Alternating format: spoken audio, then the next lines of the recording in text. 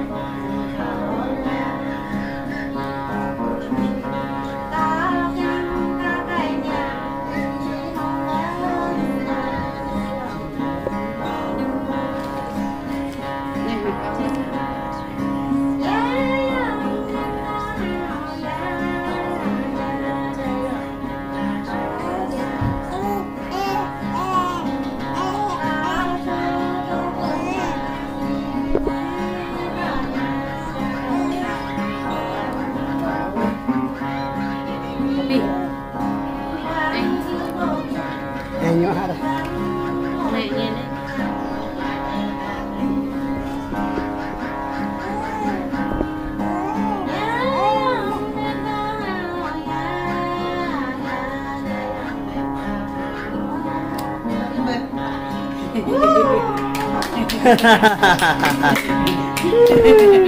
Đừng vậy. Đại là còn mày thôi mà tiếc á. Đại cái tao còn mày là thôi thôi mà tiếc.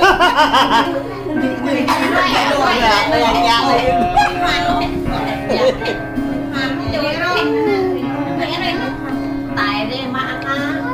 Em ăn hả? Mang cái khay cho mày đó. Đâu nhưng nào nè, mình mới ăn đây. Ok đây mày em mang tay này, tem mang tay rồi.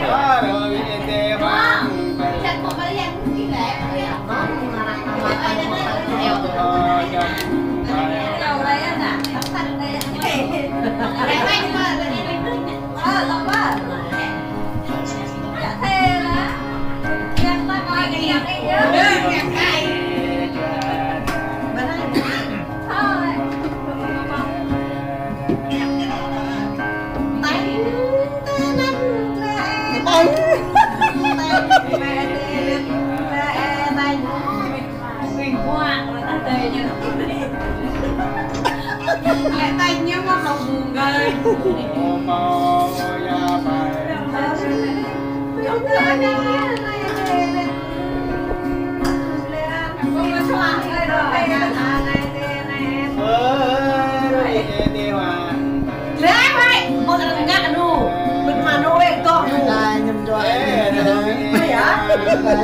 Đưa cái em mày. Rồi chị lấy một vô. Mới à? Làm nào? Ui! Chà ơi, anh em ngạn á.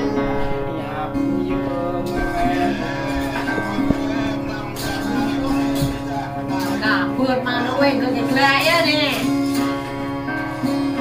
Vừa cái phần này đi lên cái lại. Mưa mùm nó có lại rất này. Tổng bằng một cái lại, tổng ta tổng gì đó. Mệt nhớ. Phải cắt được ta, tao nó quạt đi.